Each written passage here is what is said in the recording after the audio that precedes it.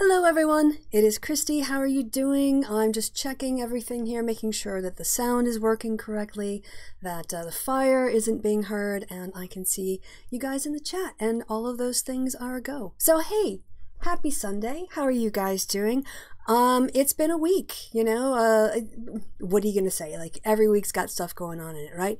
Let me just, I'm gonna minimize this window. Actually, I might close it because it's playing the video back, and despite it being at a very low bandwidth, it might just take up bandwidth, and I don't want to freeze. My main concern is making sure you guys can see me, you can hear me, and then I'm not stuck like that for 5 minutes at a time. Oh gosh. Oh yeah, 250. Yes. Happy birthday to 250 AD in the chat. Happy birthday. So hello guys. Yes. Zum Geburtstag viel Glück. Zum Geburtstag viel Glück. Zum Geburtstag viel Glück, lieber 250. Zum Geburtstag viel Glück. There you go. There's my singing to you in German. I'm also just checking out. I've decided that the last show I did, I was not happy with the sound. It's too boxy when I try to have the mic very far away from my mouth. I prefer more intimate audio. So I've changed it again, and I'm a little bit tweaking with it. But seems like, yes, I'm supposed to be in black and white. I think I've mentioned this before, that my black and white is kind of my way of being relaxed. It's the way that so yeah, Mike Balla asked if I wanted to be in black and white. And as I said, I think it was last week, but maybe you missed it. It's okay. I find it really stressful to have to get up and get ready for a show. You know, Sundays are supposed to be relaxing.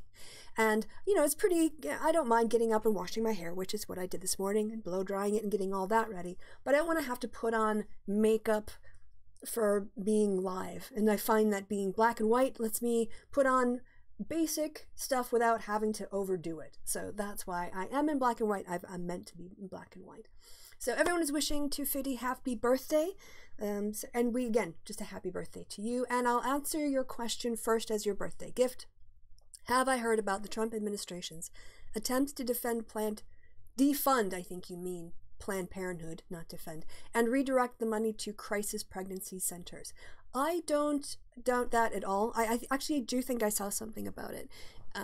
And it's a constant right-wing agenda that Trump buys into, not because he believes it, but because it's politically expedient. I don't think he cares about abortion. I honestly don't. I don't think that the morality of the issue or concerns about competing interests or personhood, any of that, I don't think he cares about any of that. What he cares about is the fact that evangelicals care about it. It's like Trump signing Bibles. He knows Bibles are important to evangelicals. And so if he can positively associate himself with that, he'll do it. And and then, so yes, anything that he can do that will make him look good in evangelicals' eyes, he doesn't have a policy core, so he'll just do it. And defunding Planned Parenthood, despite him saying, I think he said some nice things about Planned Parenthood during the campaign, he's just, it's not really going to matter. Because it's all about political expedience. Women's lives don't matter. The longer term purpose doesn't matter. It's all about saving Trump's ass. So, yes, let me just see. The black and white, I think yes. I think I've been in black and white for 3 weeks now. You guys, this is like a running thing. This isn't a surprise. I've been doing this. Maybe you just remember me being in color when you think back on it. But I have done like the last 3 episodes in, in black and white. Yes, as Darius puts it very well, I can only relax when I am trapped in the noir aesthetic. Yes, I feel less judged in this way. And maybe I shouldn't. Maybe I should, you know, throw off the shackles of the male gaze in order to liberate myself from the structural patriarchy. But you guys have to remember, I have to balance that against an entire history of being just everything, you know, physically ridiculed, humiliated, shamed, distorted. I've been told so many times that I'm, you know, fat by people, and you know that's how Sargon operates. That's how Bering operates. That's how all of the bullshit artists operate. And so to provide myself some sort of, you know, context, protection, basically, against that kind of harassment. I've been doing this, protecting myself on YouTube like this for years now. It's part of the reason that if I don't feel good about, like I don't feel 100%, you know, I'll put up my avatar rather than myself, because I'd rather do that than have a whole bearing video about how small my eyes are, you know. So you gotta leave in like 5 minutes. Okay, have a good birthday, 250. Thanks for stopping by. And yeah, let's see. You missed last week and you weren't feeling bad. Oh, feeling well. Oh, that's, yeah, you could, sorry you missed last week, Mike. You can always watch the show afterwards. They are recorded. Meant to be watched out. You don't have to always watch it live. So what do I have for you guys this week? I have a couple things. Okay.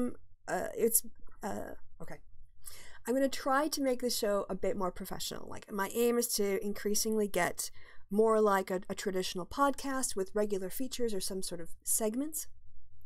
But I'm still finding my way. So it seems like one of the segments I like doing is, you know, some sort of book reading from a topic, some sort of news item, and then also interaction with the chat. So I've worked up a little bit of that for you guys today. And here's something that I completely failed to do ages ago. In September of, I don't know, 2016, maybe, I did a video said ask me questions. And people did. They asked me questions, and I actually, like a year ago, put them into this format, meaning to reply to them, and I never have. So we're gonna finally answer these questions like a year and a half afterwards. We've got one here from like Rune Mian, and who else? Pascal LaRue. Some random geeks got a question on here. and Tom McDonald. So you guys probably don't even remember what you asked, but I got that as well. Yeah, so let's get going with the Sunday show. I'm going to ignore the chat now for a while. And do we have any more on Sargon, or did you get enough for that last week? Hey, James, if you want to, for the second hour, like do a recommendation of a video that we could dunk on, we can do that in the second hour. So I'll keep an eye out for that. But first, let's start with some feminism. I have switched, you know, you guys remember we were doing this philosophy of social science, but that requires actually reading the whole book. And so I got out here the F word, Reclaiming the F Word, Feminism Today, to get some, you know, put out some ideas out there about feminism and what are some of the issues that feminists care about, because we moved on from philosophy of social science. So in this section from Catherine Redfern and Christine Un and their book, we're going to look at chapter 4, a little section of chapter 4 called Equality at Work and Home. And we're going to look here at education, in particular education in the developed world, because this book was written by Britons sort of for the British and from a Western perspective. So they get global later on, but to start with, we're just going to talk about Western or affluent countries, shall we say. Right. From page 107, Education. In affluent nations, girls are outperforming boys and entering higher education in higher numbers. Some 81% of European women aged 20 to 24 have at least an upper secondary school education, in comparison with 75% of young men. A total of 59% of university graduates are female or women. You can say this was kind of written before trans consciousness. Indeed, girls' success is judged so significant that educationalists and policymakers have shifted their focus to the boy crisis, bringing in measures to correct girls' success. However, young women's educational advantages are wiped out on entering paid employment, as Table 4.1 shows. What does it matter if a young woman has a first-class honors degree in English if she finds it harder to get a job than her lower-scoring male contemporary, and the job she ends up with still commands a lower salary? Purcell and Elias surveyed 4,500 people who graduated in 1995 and found that as graduates got older, the gender gap increased. Women's annual earnings were 10.5% less than their male peers in the first main job, 15% less in 1997 to 98, and 18.5% less in 2002 to 2003. If girls' better qualifications do not bring equal remuneration at work, what's going wrong? The gendered curriculum. The answer lies partly in the subjects girls and boys study. Thanks to equality legislation in democratic nations, the compulsory curriculum has become more egalitarian. But when school students are given the chance to select what they study, gendered subjects choices emerge. As Table 4.2 shows, whilst there is some crossover, males predominate in science subjects, females in the arts. These gendered choices continue in higher education. But gendered subject selection are not always freely made choices. Physicist Rachel Hawkins recalls her experiences growing up in the 1990s. 1990s, not that long ago. Quote, "The careers teacher who advised me on my choice of work experience placement in year 10 told me to put primary school assistant top of my list and research assistant at the local government research establishment as last, as lots of boys will apply for that. I learned several things from this incident. The women are better suited to caring work, that I don't stand a chance in competition with males, and that, obviously, by the tone of the man's voice, I was unsuited for a career as a scientist. When I told people that I studied physics at university, they asked me, 'Is that because you want to be a teacher?' I told my father when I was 11 that I wanted to be an astrophysicist. He laughed." This kind of socialization reflects traditional views of women's place in society and perpetuates gender inequalities in pay, job choice, and working hours. In short, it sets young women up for disadvantage and compounds the differences of class or ethnicity. According to the Equality Human Rights Commission, gender has more of an impact than social class on career aspirations of boys and girls. and this starts early, as engineer Risruta Astkoro observes. If building and construction toys and science toys, like chemistry sets and microscopes, are packaged to include the words "for boys" in a way that implied girls shouldn't touch, then the toy companies are deliberately excluding half of the child population, girls. And if girls are only encouraged to and are expected to only play with Barbie dolls, lifelike baby dolls, and kitchen sets, then what kind of messages are these kids being sent? Last paragraph.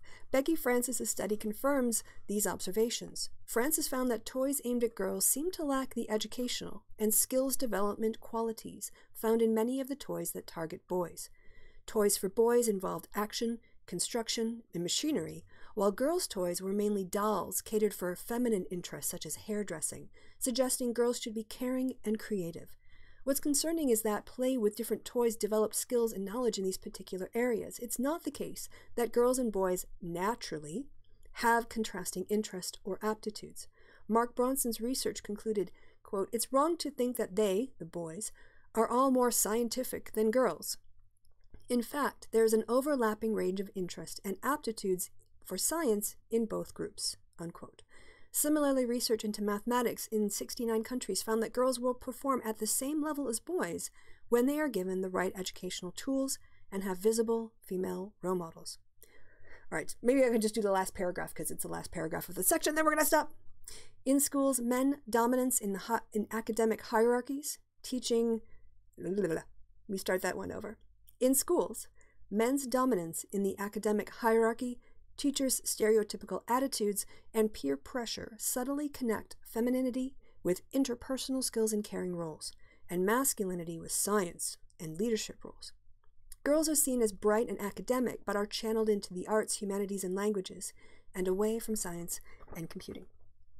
All right, so that's, let's see what you guys have to say in the chat, because so there's a lot of stuff to unpack there, and it is, first, it is interesting to reflect sort of first wave feminist concerns, because going all the way back to when the idea of putting girls into education, was novel, there was an assumption that girls couldn't do as well in scientific racism and also sexism, because women's skulls are smaller than men's skulls. It was assumed our brains not only were smaller, but were able to function less or somehow work less efficiently because their size was slightly different.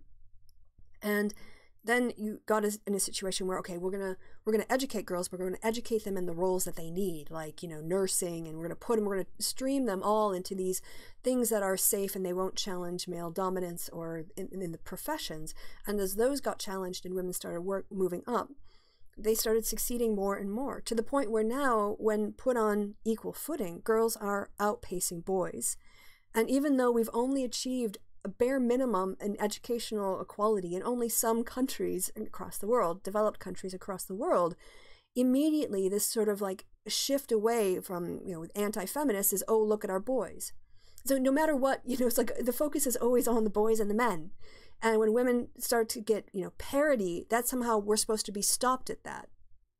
And then if women naturally, succeed a bit more because maybe they mature at a faster rate, or whatever sort of, reason why girls are succeeding more than boys, then we have to stop the girls. We have to stop the girls from, doing their natural ability. But of course, when men dominate, then that's just how it is, and to try to make it more balanced, well, that's just, that's inequality, and you're forcing in unqualified people into jobs, or you're forcing people to be what they can't. But when boys fail, then there's something wrong.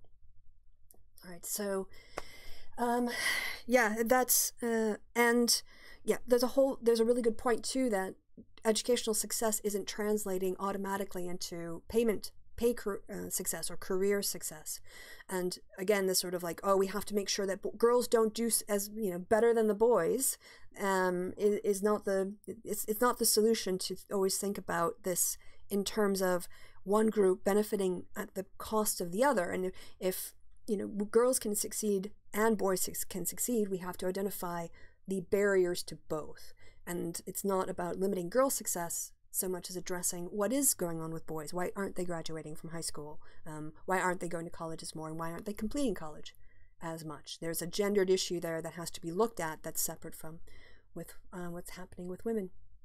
Right, so what do you guys have to say in the chat? Pris, the teacher thing, I got that every single time, and you're a physicist. Yeah, that underlying sexism that just confronts and is, like a headwind, stopping people.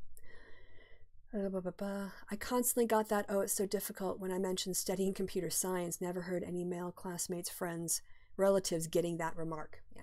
As an avowed man, I would almost certainly find computer science beyond me despite my malehood. By the way, I graduated in 2009 and was the first woman to complete my particular computer science major at my university. Stephanie, put your hand up on the screen, girl. Right there, right there. High five to you. Nice one. And hey, Amelia, how are you doing as well? So we were just talking about the way that education, the way we think about education is still pretty messed up and bound up in a lot of patriarchal assumptions and norms, and that society accepts these things as natural or as the way things are without seeing that they're deliberate choices. I don't know why I make the mistake of doing this, of watching Bill Maher, but because he pisses me off every time. I mean, he's just, he's so, the fallacy of, both sides. And I mean, in some ways, of course, he says Republicans are bad, but then he talks about Democrats in a way that's almost identical. But anyway, there was some conservative asswipe douchebag. So there are two douchebags on his last episode of, what is it again? Real Time with Bill Maher. The first was Matt Schlepp, which the guy is a schlep, doing whataboutism. He runs CPAC, and he was doing the apologies. He was doing apologetics for Trump. But then they had this guy on who's written a book. I don't know. Dude looks totally like an evangelical white man to me. Maybe his religious background is different. I don't know.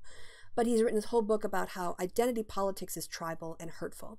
And I am so fed up of conservative white guys who call everybody else's politics identity politics and absolutely refuse to see how they are benefiting from the identity politics inherent in the system, which is set up by white men to privilege white men and to keep power, money, wealth, all of this in the hands of a very few people. It's certainly historically the way that the Constitution itself doesn't require a white male patriarchy or a white patriarchy as its framework, but because that's who held power, those are the structures put in place. It's just easier for men, for instance, to raise money to run a campaign, or at least it has been in the past, because men were part of the fundraising system. They were in there already, whereas a woman who was a candidate needed to make those contacts first because she was not part of that boys' network that has existed for centuries. And this, I wish I could remember the name of the guy. Maybe I'll look it up during the break. But it's just so obvious to me that white men's identity politics is invisible to them. A lot of them, not all men, hashtag not all men, but for a lot of conservative men especially, they don't see that their patriarchy is identity politics. That their assumption about the natural order of, God and being a Christian first is identity politics. If everything that's that's other than being white and a man and Christian is considered identity politics, and that's the problem. They don't understand their own perspective, or they don't understand they're coming from their own situated experience, and that they are practicing an identity politics. And then they say it's about a victimization, that what identity politics does is to allow people to claim a victimhood. Well, who claims victimhood louder than, Christians who complain that they can't force Bibles into schools, or stop women from obtaining legal abortion services, or anything else that they whine about. So it's just the hypocrisy that drives me absolutely crazy. So James says Bill Maher's problem is that he does actually say some good things, but they seem to be outweighed by the crap. And he does like to platform some really shit people. James, you nailed it. I would completely agree with that. Just because he has the occasional good take, he's mostly a lot of, both sides isms, and how else can I say this? He thinks of himself as being the most sensible person, and he is not very good at taking on criticisms from the left, and in my opinion. And he's not open to the points of the left, but he claims to be a liberal, but then he craps on it, so it's not helpful. It's only identity politics if non-white male conservatives do it. Yeah, Pris, that's right. That's absolutely right. So now that we're done whining about the conservative white man, is Maher still an anti-vaxxer? I don't know. I kind of would be surprised if he stayed with that, but I don't. Mostly I avoid Bill Maher. When was it? I guess it was probably around the time of the last election, like the Hillary stuff, and I just really realized the extent to which he's not as progressive as I kind of thought he was. So. Alright, should we do something completely different? Should we answer these questions from ages ago? People don't even remember, I bet, that they asked these questions. But ages and ages and ages ago, people watched a video that I invited people to ask questions. I then ignored the questions for 1.5 years, almost 2 years. So I'm going to try to get through them now. And my apologies to everybody for the long, long delay.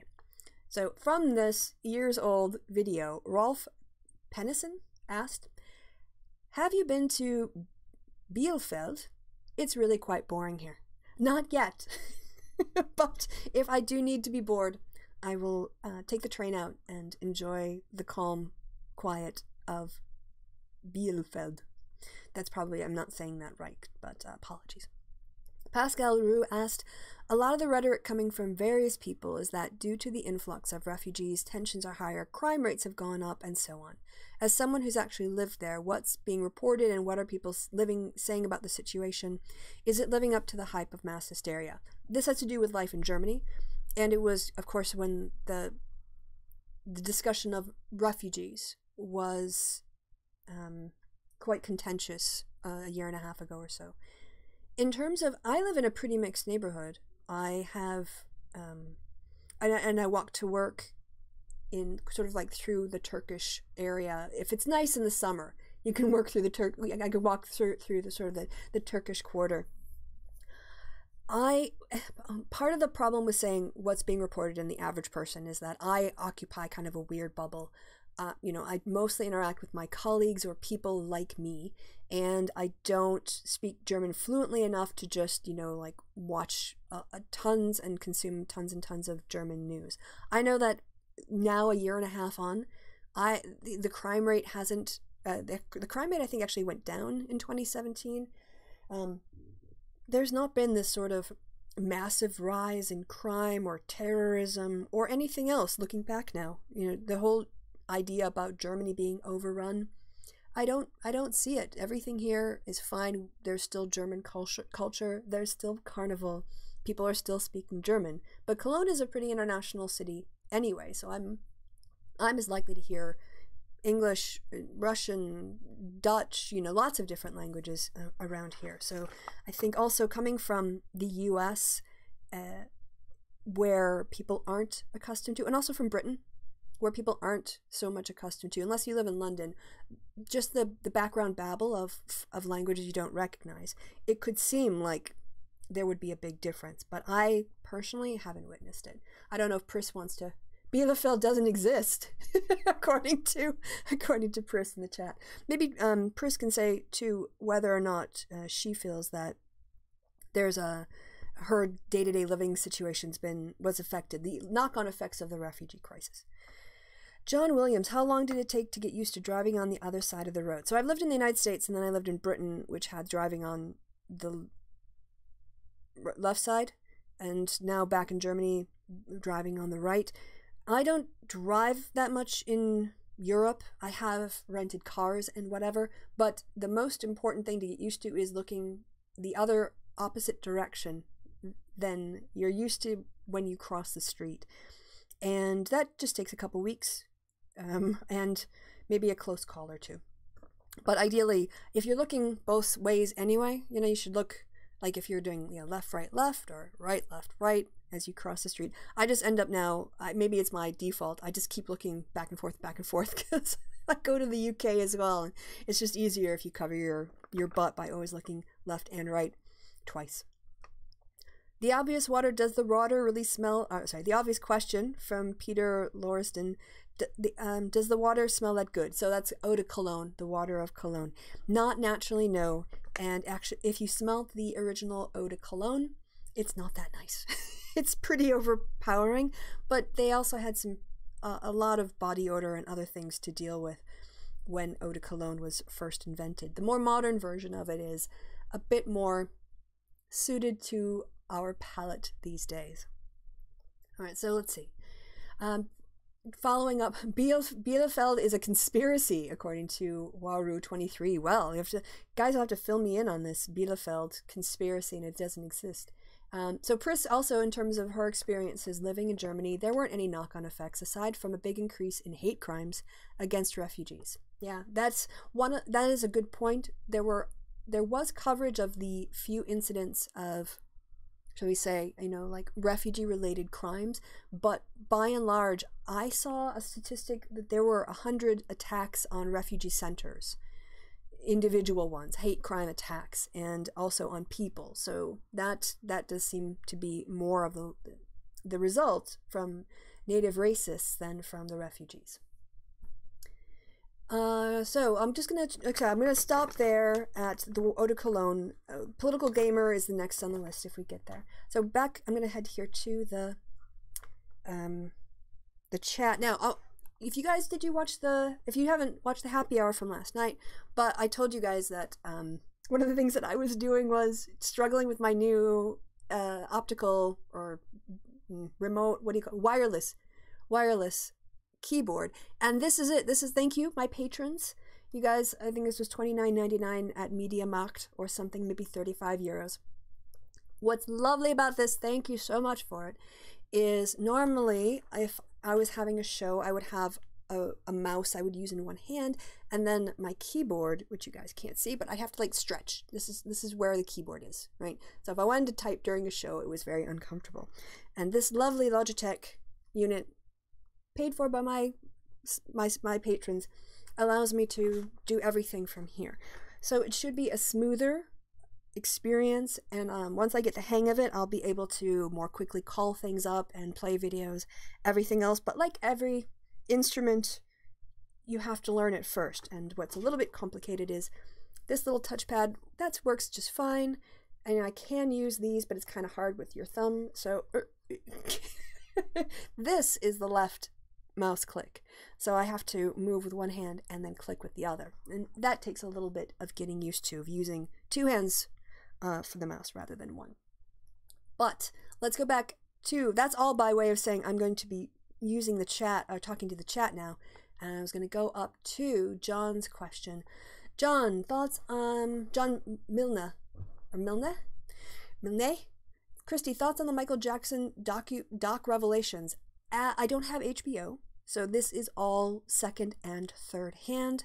It sounds as if post Me Too we are re-examining, or some people are re-examining their views of Michael Jackson, and I think that is that's positive. So in terms of the allegations and the accusations, obviously that's part. The suffering that people went through, the exploitation, that's horrible. And what is the positive thing is that I think now with Me Too, we're breaking down these barriers, breaking down these protections that have been afforded to artists, even retrospectively, even retroactively now, re-examining our positions. And that makes for long-term progress. We can't go back and redo our reactions to Michael Jackson and the accusations that were leveled against him.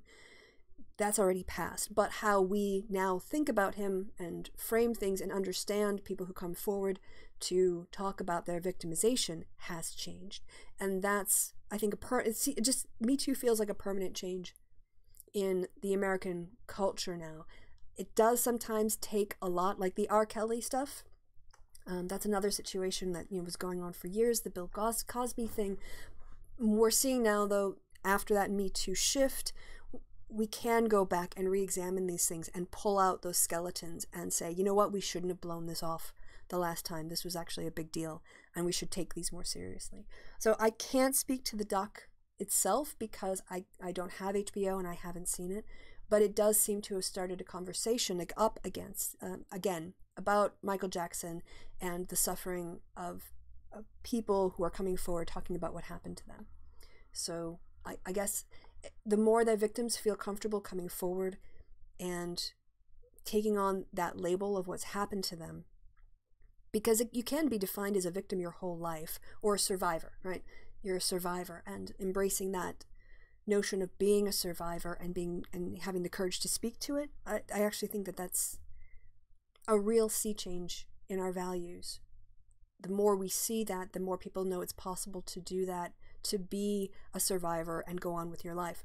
There was a Republican congresswoman from Arizona who was in the military for over 20 years. She was the first woman. I wish I remember her name. I remember everything about her but her name. She was the first woman to fly combat mission and was elected to Congress. I don't know if it was in the last election or before. In a House committee meeting last week, she talked about the fact that she had been raped by a senior officer while in the military and was not in a culture where she felt like she could report it and have anything done about it. And she moved on and she continued to be successful. So this, I think we have a simple narrative, you know, victims are over here, you know, survivors are over here, and then people being successful, you know. But holding in your mind, one could be both a survivor of child abuse, rape, whatever else, and that doesn't define them. They have a whole life of their own accomplishments, and seeing the complexity of that and acknowledging both her successes and the wrongness of what happened to her. This is a maturing, I think, of our understanding as a culture of how to deal with victims. We don't often, it's easy to deal with the baddies, right? Because it's black and white. And maybe there's an oversimplicity too with when it comes to victimizations that needs to be re-examined, and we need to hold more than one idea about a person in our minds. Right. So I'm trying to scroll down here to make sure I get people's... There we go. Question 1, can Trump beat Hillary? Hillary's not going to run in 2020, by the way. If you want to know if anyone's going to run for office, it's pretty easy. Are they writing a book? Or have they written a book?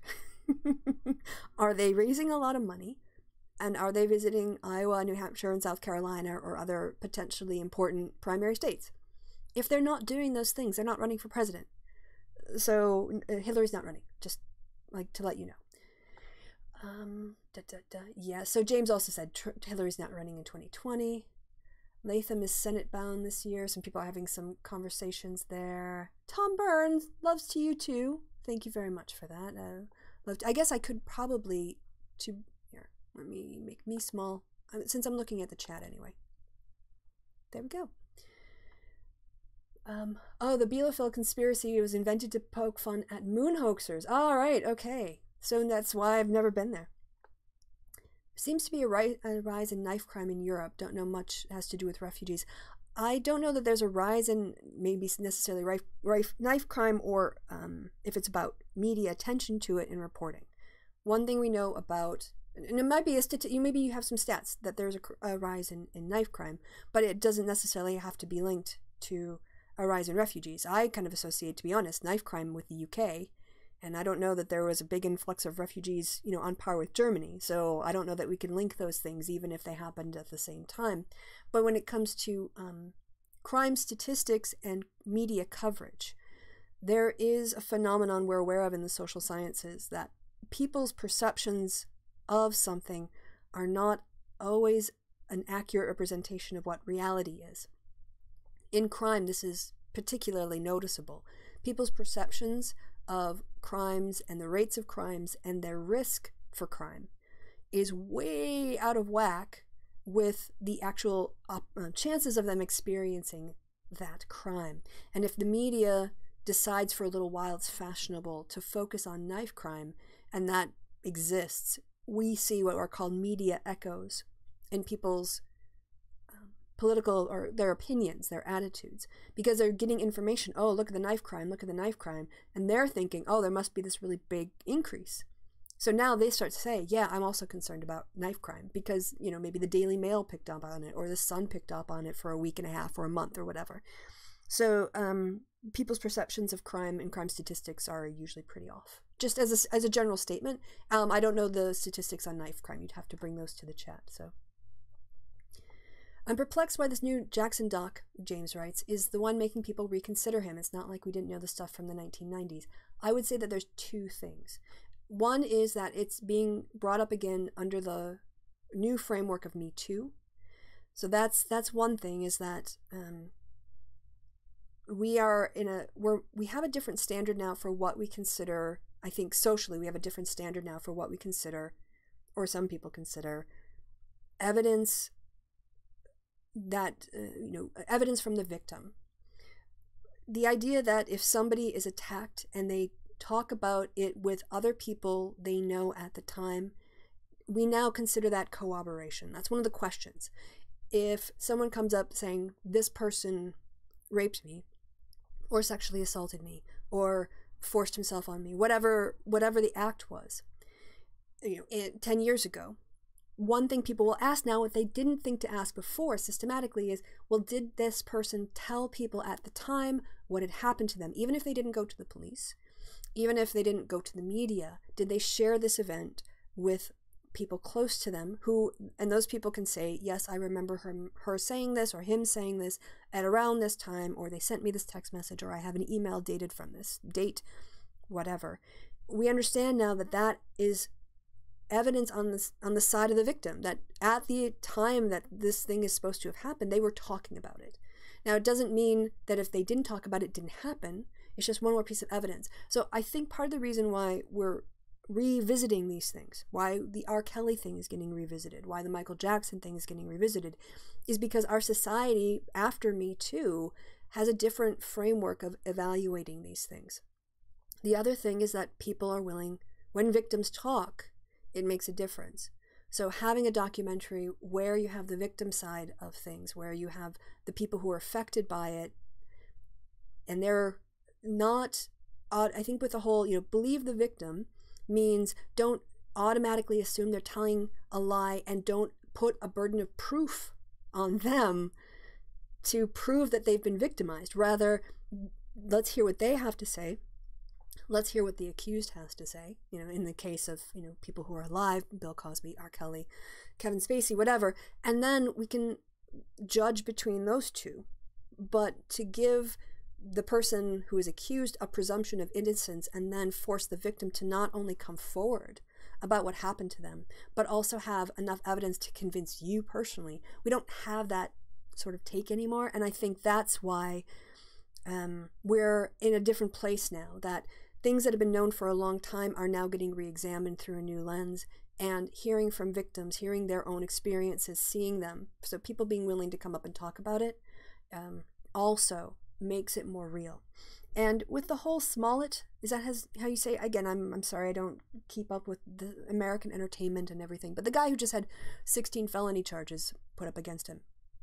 If anything, he's an example of why we should believe victims, because if people come forward with a story and the story is full of shit, if we pay attention and we ask smart questions, that will come out. And that story is actually an example of why if you do prima facie say, okay, let's take this person and look at what they have to say, instead of just discounting it right away. So if we would have just marginalized him and not taken it seriously, that incident at all, then maybe that lie would have just sort of bubbled along under the surface.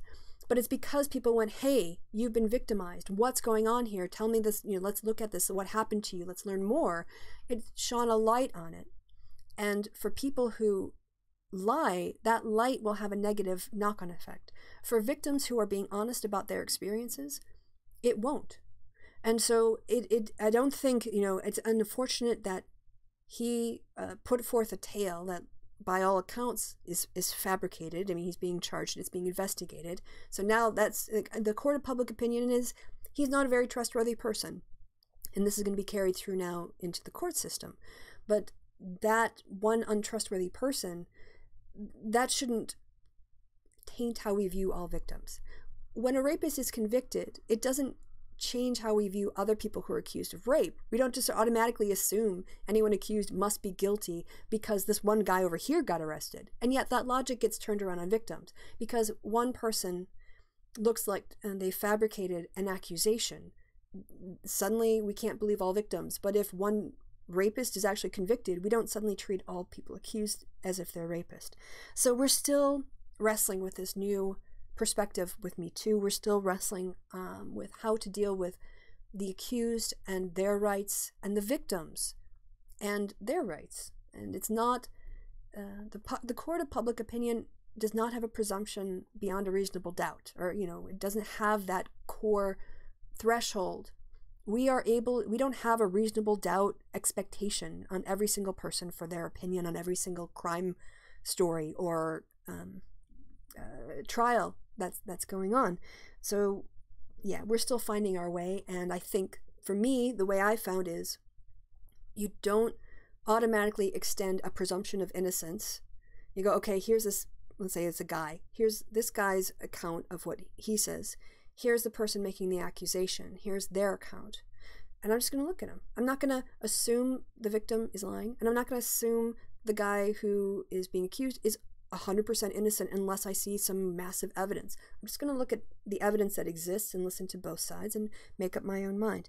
And if it goes to trial, which is, if there's an accusation, it should go to trial, then that'll be up to the courts, the prosecution, and whatnot, to bring out more evidence beyond a reasonable doubt in order to get a conviction. But we all know that people do bad things that they don't get prosecuted for. And we know that people can be shitty to each other in a lot of ways and they don't get any kind of consequences for it. But it doesn't mean the victimization didn't happen. And it doesn't mean we shouldn't take that into account when we think about who they are.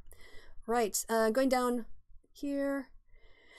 It's a decade since Jackson died. Wow, that's a really long time. I remember I was watching the Glastonbury, I think it was around Glastonbury time, that I saw the news on the death of Michael Jackson. That's my basic reminder. Okay, so let's see, what do we got here? We're just going to scroll down. What do you got going on? If you can't access Channel 4 in the UK okay. Yeah, I do have a VPN. So I'll see if I can sneak into Channel 4 through the back door and check out the Michael Jackson documentary so I know what's going on. Yeah, so people are talking about taking, Unfettered talks about taking Michael Jackson off the pedestal. Yep. Question, that politician name, oh no, crazy, this is, oh no, I don't want to go down, I want to go up. This is me learning my new keyboard, guys. Thanks for your patience. All right. I think when I hold it down and scroll at the same time, there are problems. I love Louis Theroux, by the way, I haven't gotten that far. All right. Did that politician name the officer who raped her? Not in the media, it was a Washington Post story. I don't know if I can get it up or not, but maybe I'll try to find that in the break. But it was in the Washington Post, and I don't think she named the person. I think it happened earlier in her career. There might be a statute of limitations issue. But no, she did not name that person that I remember. Kristi, Leaving Neverland. Yes, I've heard that name bandied about, so I knew the name of the show. We learned that R. Kelly is a bad actor, that guy's guilty as hell. R. Kelly seems to have been a sexual predator who people looked the other way and enabled for decades because he was a big artist. And we've seen this with men who have a lot of power. Harvey Weinstein, Kevin Spacey, Louis C.K. There's a combination of power and the abuse of power in these situations, and that's why their power enables them to get away with things that other people wouldn't get away with, and that's why we have to be vigilant. Right. Kristi Winters, I'd recommend the new Louis Theroux doc, The Night in Question. Louis Theroux, who is great. Well, I enjoy his documentaries. He's not a professional. What I guess the thing about Louis that I don't want to say I don't like, but considering he's working with human subjects, he's talking to people about their lives, I often kind of wonder about the ethics. So as an academic, I have ethical obligations that I have to meet in terms of how I handle information-informed consent, to think about the harm that I do when I interact with people that I want to interview. And I'm not saying that Louis Theroux goes out and trying to hurt people, but I don't know that, at least in his early stuff, he could have used, I think, some, yeah, ethical training, just because I think he's out there with vulnerable people, you know. So, but generally he does a really good job. He's very sympathetic, I think, and he tries to understand people, but he does put himself in kind of moral quandaries that if you were, let me put it this way, if we consider Louis Theroux a bit like an ethnographist, an ethnographer is someone who, an ethnographer is someone who goes and embeds themselves in a situation, in a culture, in a group, in an institution, in whatever social structure there is, and lives with those people, works with them, gets to know them, does interviews with them, reads the documents that the organization produces or that they write, and really tries to understand where they're coming from. An ethical challenge in that is that once people introduce themselves as a researcher, they're like, okay, the person who's the subject is like, okay, you're a researcher. But the more you spend time with people, you start to let your guard down a little bit, and then you kind of forget that they're a researcher. And especially if they're very empathetic and they listen to you a lot and they echo back, they ask you questions. Oh, so that, by that, do you mean this, that, and the other thing? From the researcher's point of view, they're just trying to get their data and make sure their data, they're interpreting the words accurately, but it can feel to the subject like they're really understanding me. And I know that for one woman I talked to, she had done research on the Second Amendment and attitudes toward the Second Amendment in America. She was a sociologist, and she had gone to the States and spent several months with gun groups and firing guns, and they talked to her a lot. You know, they tried to basically convert her and convince her, and they felt very much that they were winning her over, and, you know, they confided in her.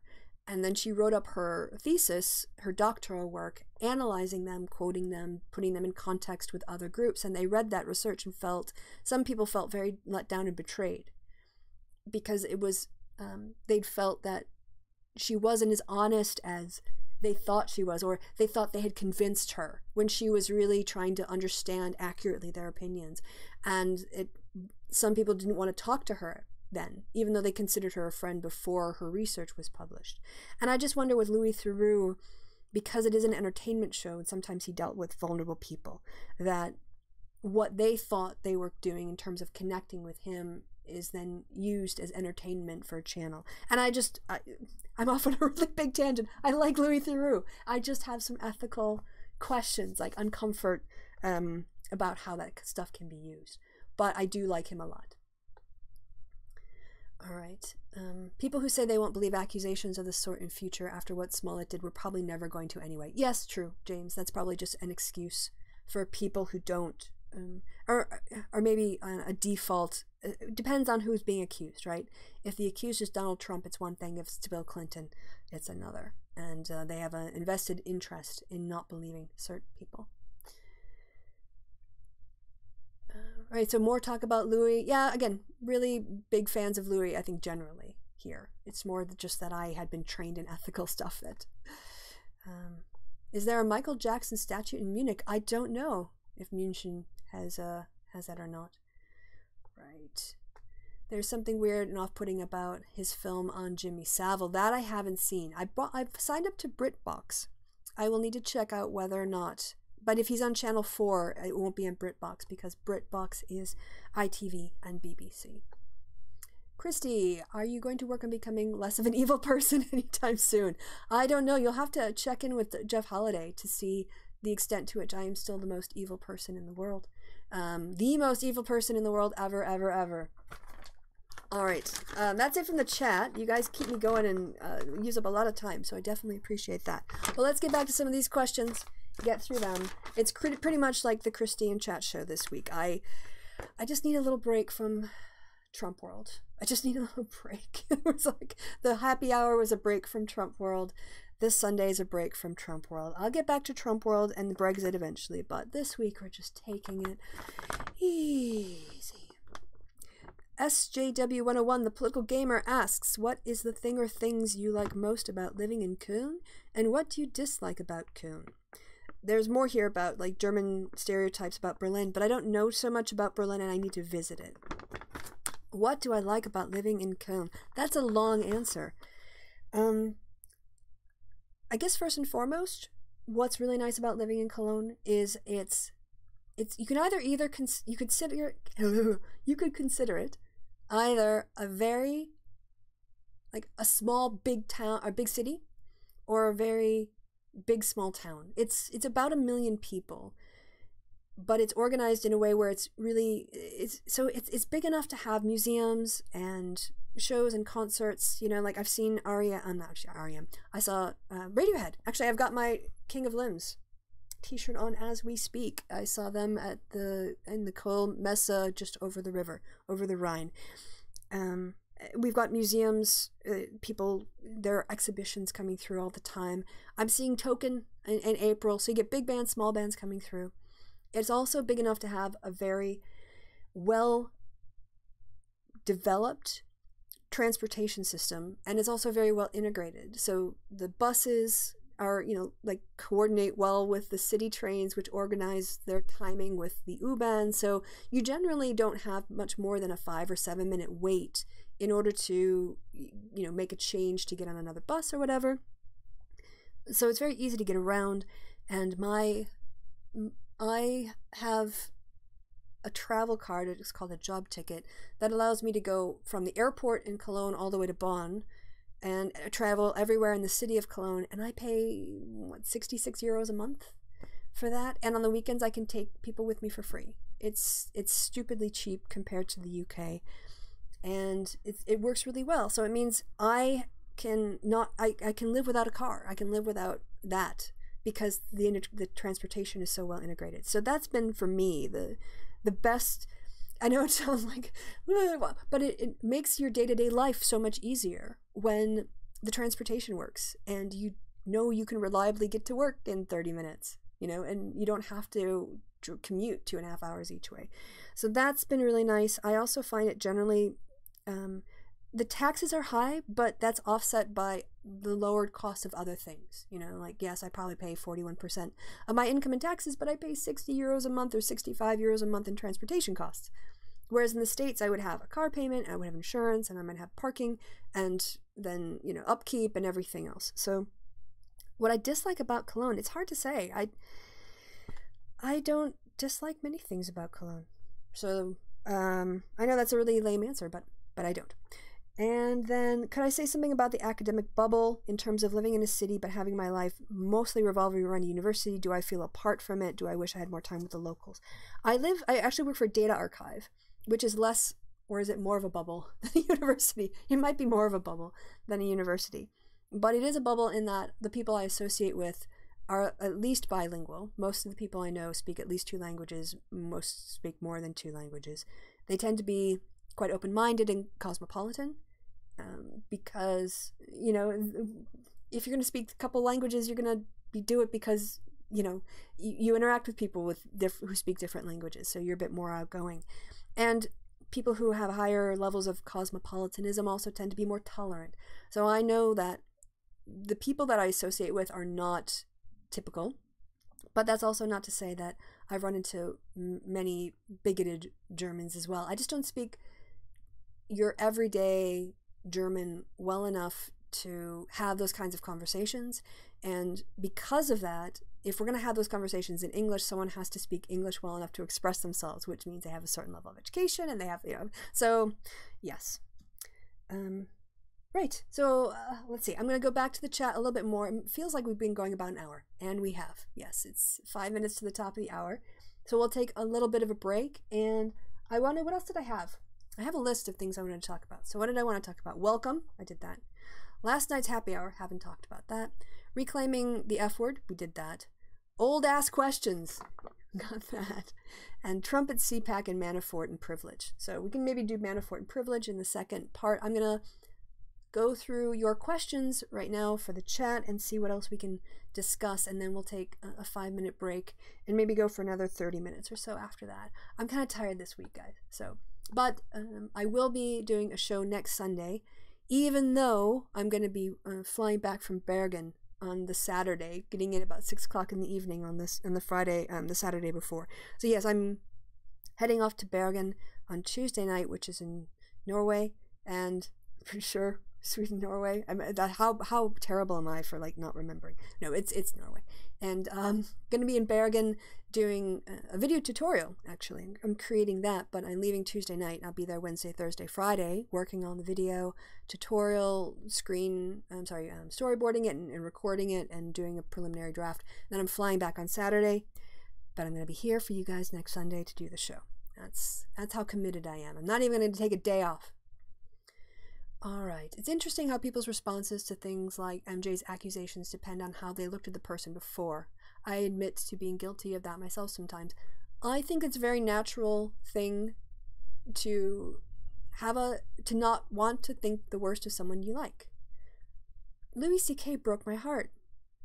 He absolutely broke my heart when the accusations came out about him, because I had respected him, and I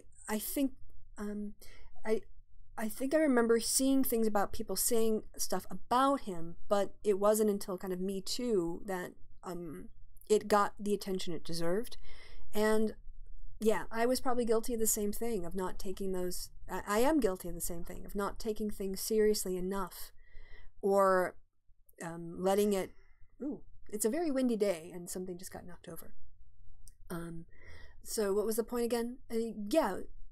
Me Too has changed the way that I deal with these accusations. Me Too has forced me to re-examine my assumptions and how I bought into a lot of the attitudes that allowed predators to get away with it. I'm not saying I was responsible, but I was reflecting that part of the culture, and I wasn't critical enough of it, and now I see the error of my ways. So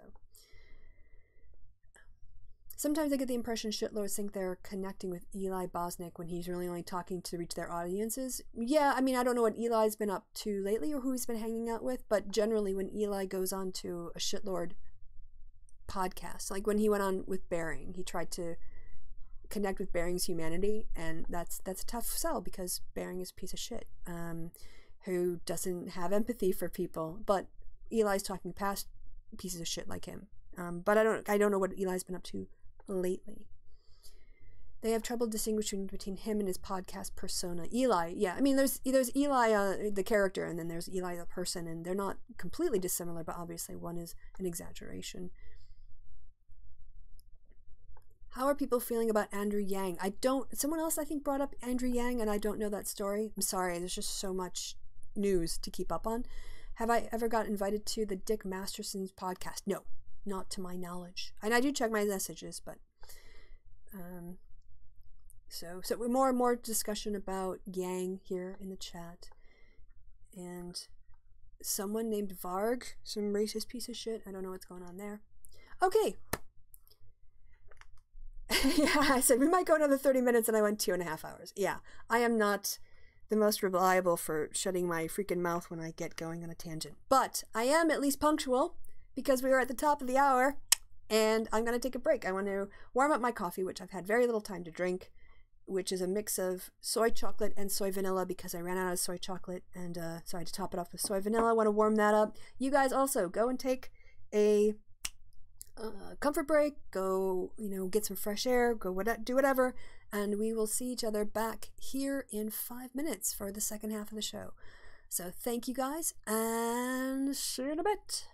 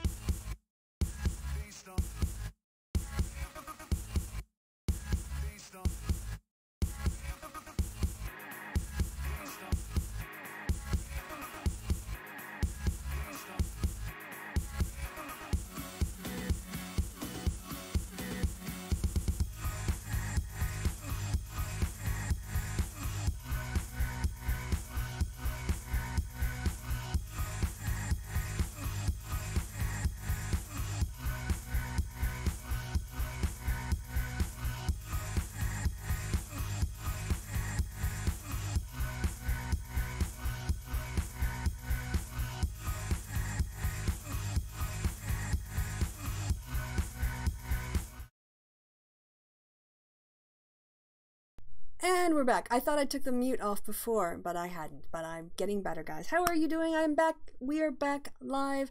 I see there a few more people have joined us in the chat. The ever controversial Coach Red Pill, who likes to come and hang out in my chat, is here. I see Lee is here, and Bruce. Always good to have Bruce around. Appreciate his presence. And somebody said something Sunday morning listening to Kristi and playing Fortnite with a dog on my lap is chill as hell. That does sound chill as hell. I'm at like peak relaxation right now, you guys. So nice one. Appreciate it. It's nice to know that I can be part of that relaxation Sunday for you. So that's great. Yeah, so halftime. So Bruce asks, Sargon beating? I think you mean bearing. Do they lack empathy, or do they have enhanced empathy but use that to delight even more of the suffering of their victims? Does it explain charming abusers like Savile? Well, there's a whole lot to unpack there. I generally, in terms of what I see, I don't see a lot of empathy, except for maybe people that, you know, Sargon cares about or Baron cares about, but mostly they don't pretty much have and the ability to extend it out past people they care about. So he made a dumped girlfriend video. I don't know what you guys are talking about. That. Oh, is that the one? Oh, are we talking about is people talking about Coach now in the? So he used a muted sign. Yeah. The thing is that I've got to, like, I don't know how to work it into. What I've got to do, Mike. So Mike made me a muted sign, not muted, but I have to move it from Twitter where the image was. Can you DM it to me? I think you sent it to me like in a general tweet, but can you DM it to me? And I might have an easier time moving it over to my desktop. So, yeah. We were going over some questions, some old questions. I'm gonna try to not like someone asked if I tried Kolsch beer. This was Hugh Yernall, which is a name I always have a hard time. You've learned German, I assumed. Yeah, ein bisschen. Do you understand my mother tongue, which is Kölsch Platt? Kölnisch Platt. Probably not. I barely understand Hochdeutsch. I'm pretty proud of myself now when, after, you know, watching it a couple times, I can watch a movie like Guardians of the Galaxy in German and get all of the lines, but I also sometimes have to use the Untertitel, the subtitles as well, to catch it. So, Grüß Gott, mein geliebter Freund. Ich sehe... So, Cologne is roughly in the ballpark of the Twin Cities. This is from Tom McDonald, by the way. The metro area is about the same size. I'm familiar with the Twin Cities, so curious as to whether you have enough experience of Minnesota to compare them when you travel around. The old European cities I've been in seem more packed together, sometimes even claustrophobically so, spoken like a true American, because they start out as walled cities where people had to ride or walk horses to get places, but the demographic numbers don't seem to suggest that is the case. And then he points out, I see Cologne was heavily bombed and destroyed in the Second World War and rebuilt. I wonder if that may have changed the character of the city to something more like American cities in terms of use of space. Yes, Tom. It is the case that compared to other European cities that did not have to go through a rebuilding, Cologne feels a bit more spacious and like you have a bit more breathing room. The cost of that, of course, is that you don't have the historic building. So when I go to Prague, for instance, it much more feels like I'm going back in time. The buildings have been preserved for much longer, but it is narrower and a little bit more difficult, maybe, let's say, to get, you know, massive bus lines through or people, whatever. Whereas in Cologne, because of the rebuilding, we have bike lanes, we have sidewalks with bike lanes as well. So there was a real forethinking when it came to urban planning in the modern sense as a consequence. I personally, like, when I see pictures of old Cologne, my heart breaks a little bit because it looks, I like the old, you know, I like having that preservation of the architecture and the culture from that, in that time period. It's not just like, you know, German culture, because Germany didn't exist, you know, when some of the buildings were built. They were part of the Prussians or whatever, Habsburgs or whatever other empire, as opposed to what we would consider German in a modern sense of the world. But that history, I think, is very precious. So, you know, London has a lot of that, but it's really annoying to try to drive around. It's really annoying to try to, you know, get certain kinds of vehicles through now. It's just not built for modern needs. And the trade-off of Cologne is it is more modern in terms of its city planning, but you lose some of that historical quality. So let's see what you guys say down here. German dubs. Oh yes, there are a lot of shows, American shows, that have been dubbed in German. And I don't mind, to be honest, I don't mind the German dubbing or having it in German language, but what I find boring as AF is they have about 10 people who do all of the voices for all of the dubbing. And so the guy who plays, you know, I got the, it's nice, I started out doing comedies and just sort of like 30-minute shows, and I found Psych. I got the video series of Psych in German because it was something I enjoyed and I could learn it. But the guy who voices the main character of that also voices the main character of Star-Lord in Galaxy, and he's the main voice of like another character. So I mean, I've got to the point where I feel like if I heard these people on the street, I would go, oh, you're the actor, voice actor. And if they just had more variety in the kinds of people that they hired to do the dubbing, I don't think it would be nearly as bad. But it's just because it's all filtered through these obviously, you know, sort of like educated, upper middle class white people. It's really difficult when you're watching The Wire to get a feeling of, you know, the cops and their class perspective and the politicians and their class perspective, and the other people, because everyone has literally the same sort of middle class white accent in the German, and it's just kind of a little bit off-putting. So Mike, you did send the thank you for the DMs. Have a good night. Thanks for stopping by. And let's see. Germany as such didn't exist till 1870. Yes, they're a younger country than the United States is. So Italian cinema used a lot of the same voices for English dubs too. And I get that it's not an easy job to be able to deliver a line that another actor has delivered in a foreign language in the same amount of time, right? Because German is longer. German, and sometimes it's shorter, but German, it seems a bit more wordy sometimes, the way that they can say things. So to deliver the same content over a voice actor from a different language in your own language, I understand that that's a skill set, but they need to diversify. They really need to diversify their talent pool and hire people from more backgrounds. It just gets so boring. Yeah, so then you guys are talking about geopolitics, so I will look to see. I'm going to get through more of these questions that are a year and a half old. Justicon had asked, Warte du lebst in der Stadt? Is that warum? In der Stadt lebst du? And then is it den Busen? I don't know what this is. There's some German here I can't understand. So what do we got on the other side? How friendly are the locals compared to Americans? And if I see you on my travels, could I grab a pic? That's from Specific Hieroglyphics from like 2017. Cologne people are super, super friendly.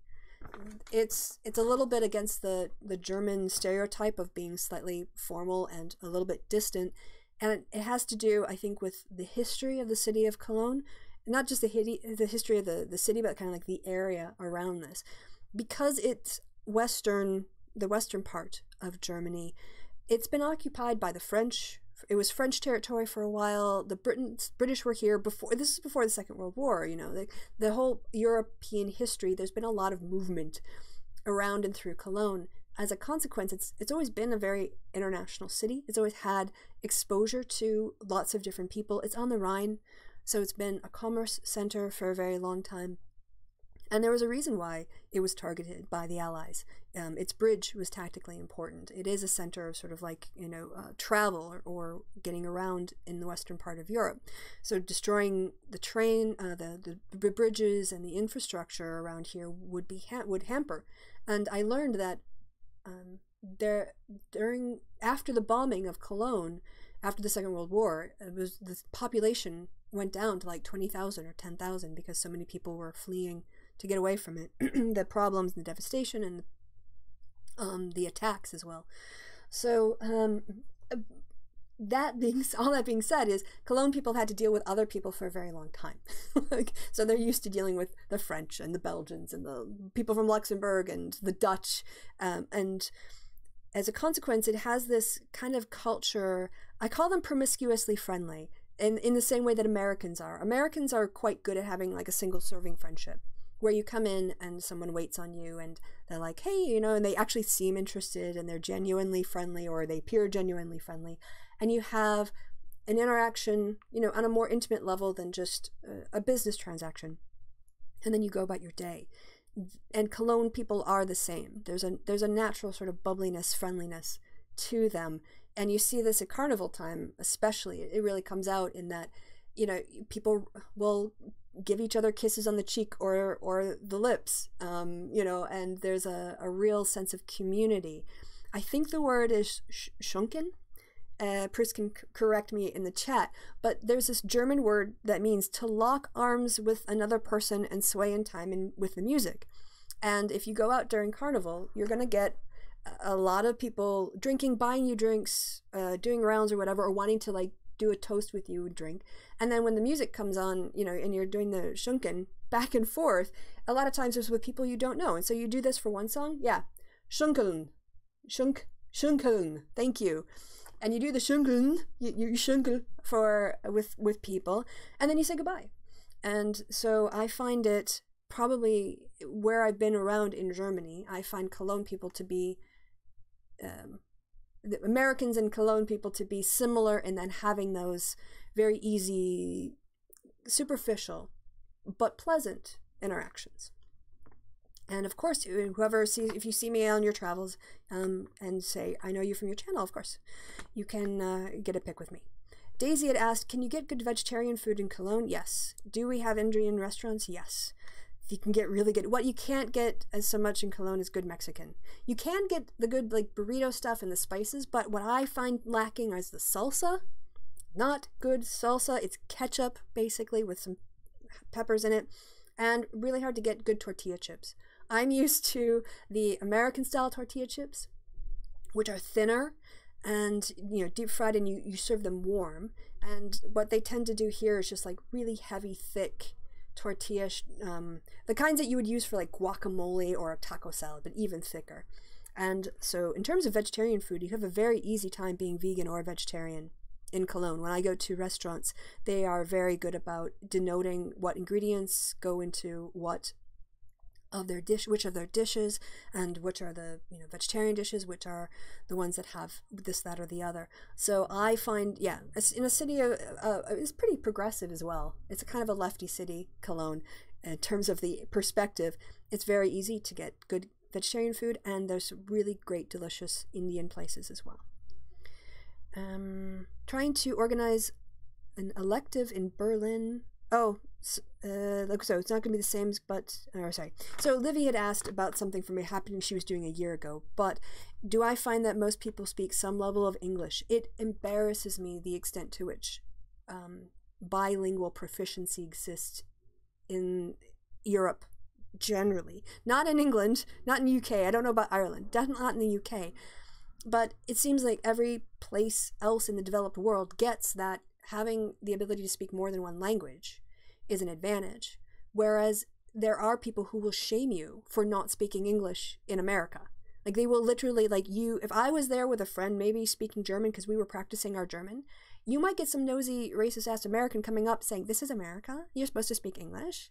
And maybe you get that from some people in European countries, but generally, because English has become the international business language, it's the language in which people communicate, like Latin used to be back in the day, most people speak some level of English because it's taught in schools, and they teach it when it's the easiest to learn, when you're children.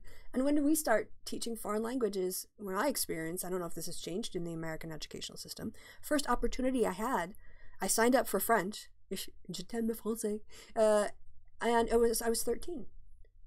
And then I had 13 to 18, where I had took some language course, but it was for 1 hour a day, you know, 5 days a week or whatever it was.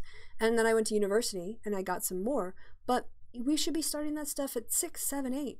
And people should stop shaming others for speaking Spanish or speaking any other language. If you're speaking more than one language, it shows your brain, you know, that you're smart. You have a skill. And it frustrates me to no end the way that Americans some Americans, hashtag not all Americans, some Americans take pride in being a monolinguist, you know, and not only that, they want to make sure other people are only monolinguists. There was the case of women speaking Spanish who were in line at a gas station, and they were arrested for speaking Spanish because there was a customs or a border or ICE person behind them, and he considered them speaking Spanish probable cause. I can find that story. I don't know if we talked about it during the happy hour, but that's the kind of bigotry I'm talking about. You know, and I don't know if it's because people think, not you think, but I don't know if it's because the people who get offended think that the people who are speaking a different language are talking about them, and that they feel self-conscious that maybe they're making fun of me, or maybe just the existence of other languages pisses them off. I don't know what it is, but that's their issue. not the people who are speaking a foreign language. So, yes, in Cologne, women in their 60s, when I first got here, were able to speak, you know, more English than I could speak German after living here for a year. So definitely the case that being bilingual is almost an assumption. On some level, you should be able to, you know, understand some English. I think most people expect that here. When I go anywhere, I always make a conscious effort. If I'm going up to a counter in Germany, or if I'm going up to a counter in Spain or anywhere else, the first thing I will ask is it okay if I speak English? And they always say yes, in English. And they speak, you know, English perfectly well. But for me, it's that step of, I don't want to just show up here with my English privilege and assume and start speaking to you in English without asking you first, on the expectation that you're going to build your world around my comfort. So I do make an effort, even though I know it's almost a waste of time. Not a waste of time. I know the answer I'm going to get before I ask if I can speak English. But I feel like that's my effort of acknowledging they are doing work for me. They are making my life more comfortable, and it's not something I'm just assuming that I'm entitled to, is their ability to speak my language. Anglophone countries are terrible for insisting you speak English. I would agree. English has become the international language of trade and academia, yeah, and a lot of things. I mean, I'm sure it's a post-war effect. I would imagine, just because there have been trends for, you know, a couple hundred years ago. French was the intellectual language when the French courts and everything, you know, philosophy was done. And then in the 1800s, for a long time, German.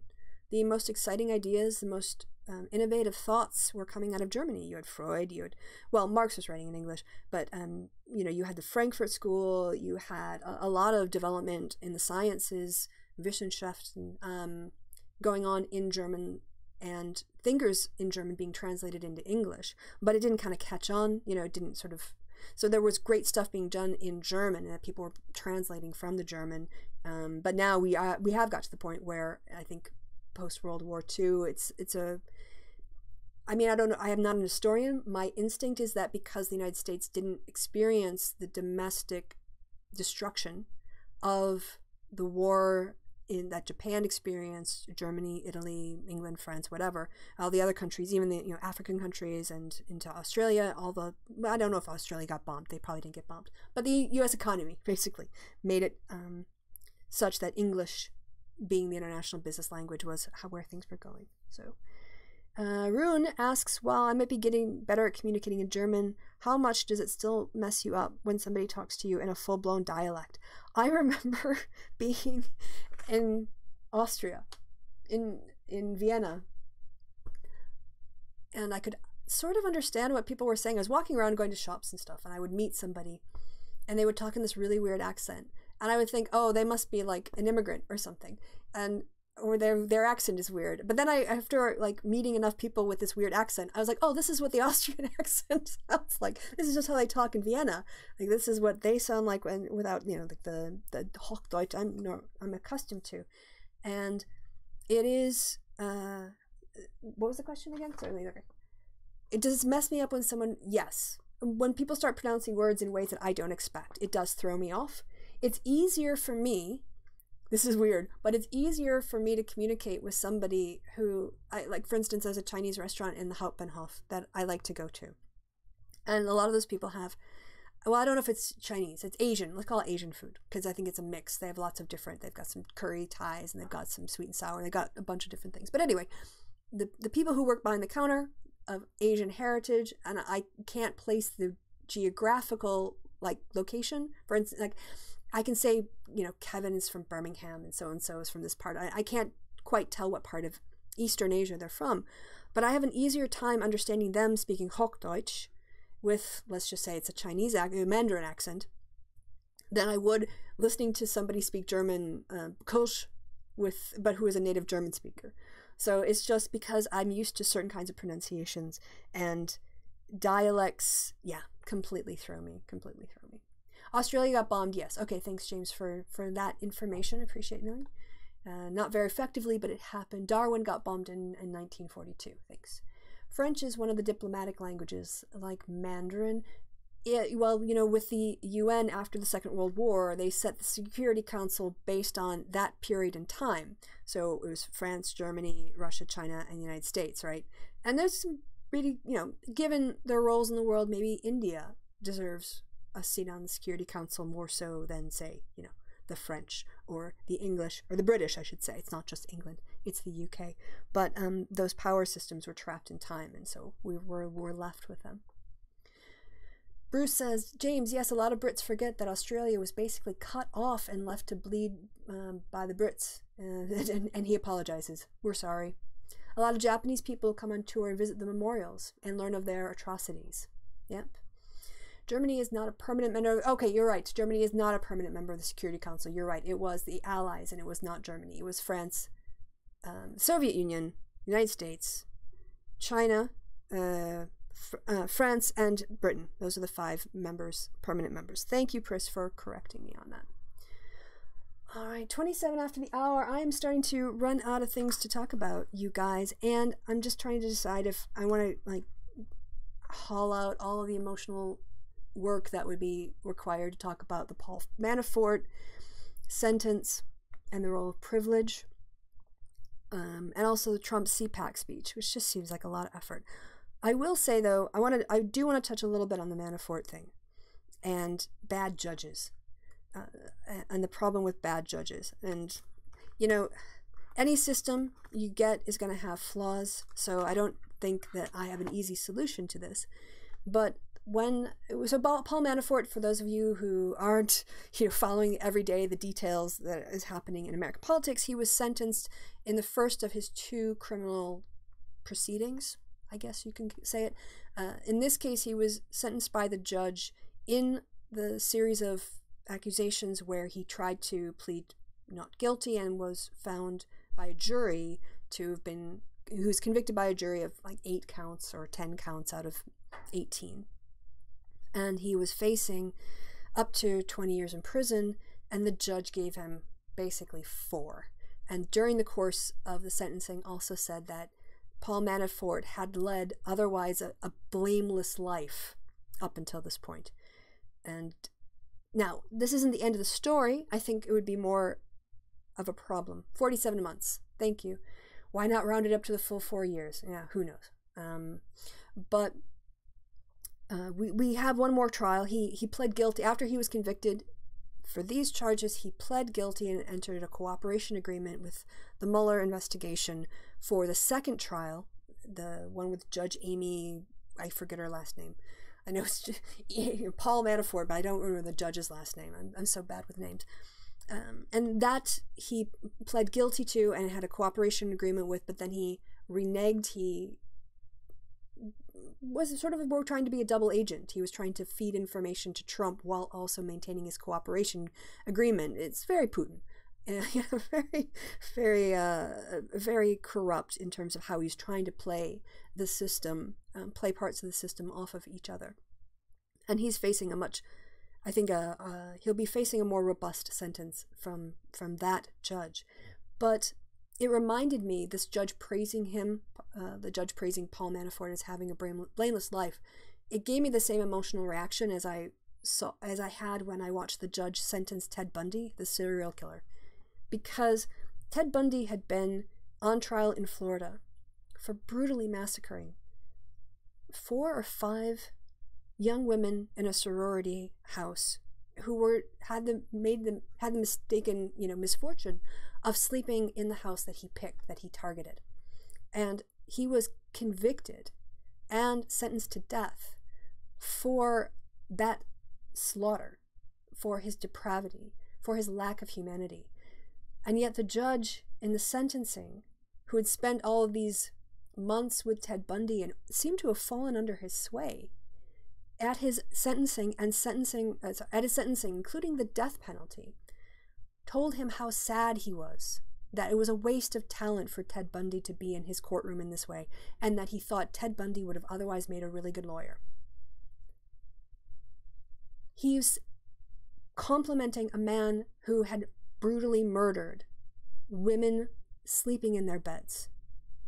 And so And when we talk about justice not being blind and the bias in the system, and there being these kinds of forms of privilege, we see it also when there was the judge in the case out in Utah who had to sentence one of his fellow LDS members, senior Church of Latter-day Saint upper church guys, to he had been convicted of sexual assault and was being sentenced.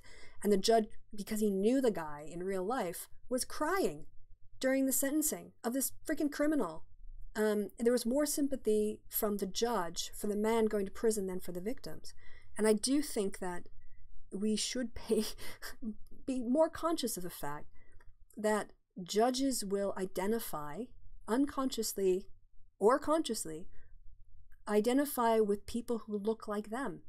And when all the judges, or most of the judges, are white, and if they're, conservative and they come from a certain social class, they are going to be more likely, they have to fight their own biases to treat men who look like them with more leniency than people who don't and that they feel more othered with. And that I know that the sentencing guidelines exist for precisely that reason, and that the judge doesn't have to follow the sentencing guidelines. But when these situations happen, whatever the judge thinks about the rightness or the wrongness of the case, what he's doing is, by showing Paul Manafort this kind of favoritism, he is reducing our confidence, everybody else's confidence in the justice system. It's proving the point that if you are rich and white and a guy, that you get a different set of rules. You get to be, play by a different set of rules from everyone else. And that's the sort of stuff that identity politics points out and says this is a problem that we as a society need to deal with, because it is not the case that we're getting equality under the law. And we know that there's massive problems with racism, institutionalized racism in the justice system, the correction system. And Paul Manafort is another symptom of that problem. So how do we fix the problem? And I think we fix the problem ideally, there's descriptive and substantive representation, but that means having Democrats appoint people from different backgrounds and different experiences and different, lifestyles, so that the judiciary looks like America. Because right now the judiciary looks like about 32% of the American population, and that's not representativeness. And no, it isn't the case that we can just divorce ourselves and be neutral arbiters without any influence. We see that these unconscious influences structure the way sentences are doled out, the length of sentences, how much time served, parole, whether or not people are granted parole or not, all of that stuff is influenced by bias. All right. So just looking, Paul was convicted of a first offense of fraud. Judge can't bring reputation to its consideration of sentence. No, but he did have 8 felony counts, and he was facing the sentencing recommendation, I think, started at 17 years or something. Like, it was 17 to 20 years was the recommended range, and he got 4 years. So when the judge took into consideration his sentence, it wasn't about his reputation, like, the blameless life, so much as he just didn't take seriously the kinds of crimes, the millions of dollars that Paul Manafort had defrauded both the U.S. government out of, by consequence the U.S. citizens and residents, but also he was cheating banks and cheating other people. So white collar crime, we know, is not treated with the same severity. And I personally think, if we spent as much time going after white collar crimes and tax evaders as we do after the war on drugs, we would probably plug a lot of the holes in, some of the holes in our tax system. Right. Okay, guys, I'm thinking about wrapping it up. I know I said, I'm going to go 2.5 hours, but I'm actually thinking about wrapping things up. Oh, and Bruce writes, right until the judge in the other case sentences Manafort before claiming court bias. Well, the other judge has I'm only talking about this one judge. And it wasn't just, so to be fair, Bruce, give you more context, because I was following this a little bit longer. This judge had also mocked the prosecution during the trial when they brought up the ostrich jacket as a demonstration of how much money he was spending. The judge had also made some other comments during the court case that favored Paul Manafort. So, and he had humiliated the prosecution. Now, this judge apparently has a bit of a, for white-collar crimes, doing this, but to say that the judge was not putting his finger on the scale over the course of this trial would not be accurate. So this judge, I can't remember his name, but he was seen as rather controversial during the trial as well as now during the sentencing. And as for Judge Amy, I wish I remembered her last name. It's such a, there's a, okay, let me finish this thought and then I'll go back to it if I remember. I know that there's questions as whether or not she will even consider, should that be part of her consideration? And it probably shouldn't be. She should be doing her sentencing based on the guilty pleas that Manafort had submitted. Also under her court was when he was mucking about with the letters to the editor, when he was first put under house arrest and then he violated the conditions, so he was put into jail, and then it was found out in that trial that he had been lying to the government, so his cooperation agreement was withdrawn, and so there was a lot of problems with Paul Manafort because he's a scumbag. So I don't know what Judge Amy is going to do on that. And the reason why I'm hesitant to call her Judge Amy is that we know from political research and the studies into candidates and candidate evaluations and how people relate to candidates. Is it a plus or a minus? I don't know, but people are more likely to refer to women candidates by their first name.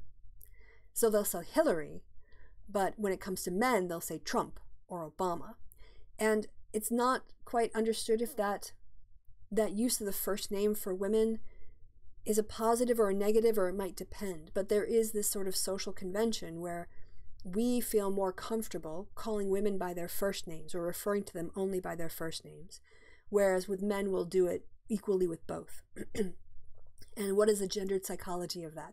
I don't know, but it's when I only remember the judge's first name and I called her Judge Amy, I was like very resentful. I was upset with myself that I didn't know her last name because I don't want to give into that stereotype. But Judge Ellis is a known random factor. Is Ellis is the one from is it Virginia? Anyway. Adjacent Brown says, hello, new here, love the channel, thank you much. Adjacent Brown, welcome very much. We have these wandering, rambling Sunday talk shows, and if this is the kind of thing you like, then welcome aboard. Beto, Bernie, and Warren, I don't know. Beto looks to be, sorry, lots of things going through my head right now. Beto still looks to be running, that's a possibility. Holder, I don't know if you guys followed it, but Eric Holder decided not to run. I would have considered, I would have taken a serious look at Eric Holder had he decided to run, but he's not. And Sherrod Brown also got out of the race, or said he's not going to run. So that's, we're starting to clear the field out a little bit for 2020. We'll see how the rest of that goes. Well, as we're just saying welcome to you, Adjacent Brown, I'm going to be wrapping it up. So... as I said, I will be back here next Sunday to chat with you guys. I'm also, there's so many things I want to do. So I'm behind on the happy hour. As you can see here on my screenshot, you can see my mouse floating here. These are the sound files for at least 3 happy hours that I need to process through Audacity. It's 2 things I want to do. I want to add the new music intro and outro, and I want to try to add Bruce. He gave me an audio file for a legal disclaimer. I either don't have the time or the energy, but that's still to do.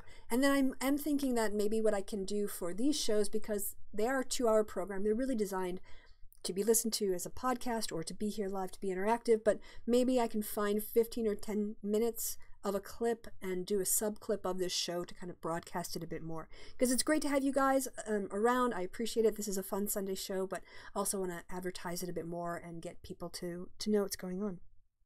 If you haven't had enough of me yet, yes, by all, you can also go and watch the happy hour that I had on the channel last night with Kevin and Ivan's Shady Existence. I don't think I'll have time to do another happy hour. As I said, I'm flying out to Bergen on Tuesday night, and I don't know what my Wi-Fi will be, but I will see you guys back here next Sunday. Maybe we'll do an extra long show to make up for the fact that I'm behind on the happy hour. And if you have clips that you want me to review, so if you have some shitlord clips or something, you want to drop those into the chat during the show, we can maybe take a look at them during the show, first hour or the second hour, and otherwise we'll be here babbling and having a nice conversation. So guys, thank you so much for coming by and making the show happen. Without you, I really would have no one to talk to. It would just be me alone on the internet. So thanks for stopping by. Thanks for watching. I've been Kristi. You guys have been awesome. I will see you maybe on the Twitters, and otherwise I'll see you next week, Sunday. So, did I say that I've been Kristi and you've been awesome? Because you have. You guys, you're freaking awesome.